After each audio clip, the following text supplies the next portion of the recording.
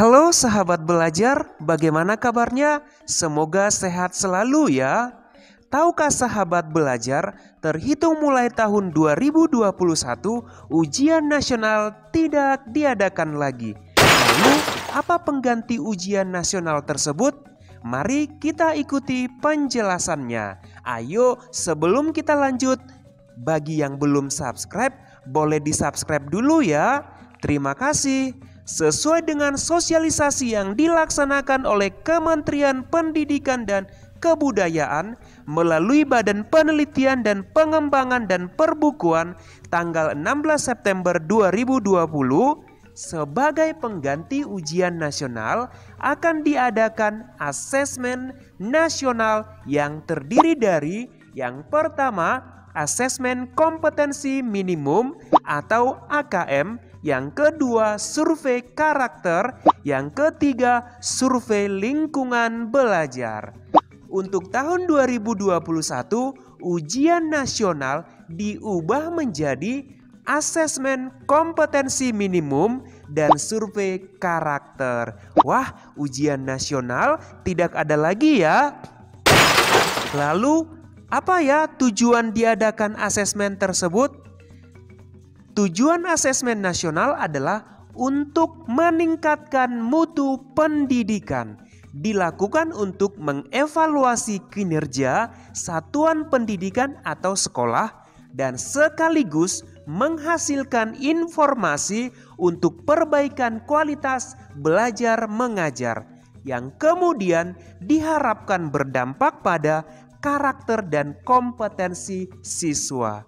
Sahabat belajar, asesmen nasional dilaksanakan di semua sekolah dengan responden, yaitu yang pertama murid, guru, dan kepala sekolah. Untuk murid tingkat SD yaitu kelas 5, kelas 8 untuk tingkat SMP sederajat, dan kelas 11 untuk tingkat SMA SMK sederajat. Untuk tingkat SD yang mengikuti AKM maksimal 30 murid per sekolah. Untuk tingkat SMP, SMA, SMK sederajat yaitu 45 murid setiap sekolah. Wah, ternyata yang mengikuti AKM tidak semua murid ya. Jadi ada batasannya, yaitu untuk tingkat SD 30 murid, untuk tingkat SMP, SMA, SMK sederajat 40 murid. Lalu siapa saja peserta yang 30 dan 45 murid tersebut? Adapun peserta yang mengikuti asesmen kompetensi minimum akan dipilih secara acak oleh Kemendikbud untuk menjadi responden. Jadi pesertanya dipilih oleh Kemendikbud secara acak. Tes dan kuesioner murid diadministrasi menggunakan komputer dalam kondisi terawasi yang dilaksanakan secara daring atau full online kecuali untuk sekolah tertentu. Selain murid, guru dan kepala sekolah SD, SMP, SMK sederajat akan dilibatkan dalam mengikuti asesmen, yaitu survei lingkungan belajar. Jadi semua guru dan kepala sekolah mulai dari tingkat SD, SMP, SMA, SMK sederajat wajib menjadi responden. Guru dan kepala sekolah diberi waktu 2 minggu untuk mengisi kuesioner. Dilakukan secara daring tanpa pengawas, artinya guru dan kepala sekolah melakukannya secara mandiri. Kemudian, apa saja yang diukur dalam asesmen nasional? Untuk murid yang diukur adalah asesmen kompetensi minimum dan survei karakter. AKM untuk murid terdiri dari yang pertama, literasi membaca.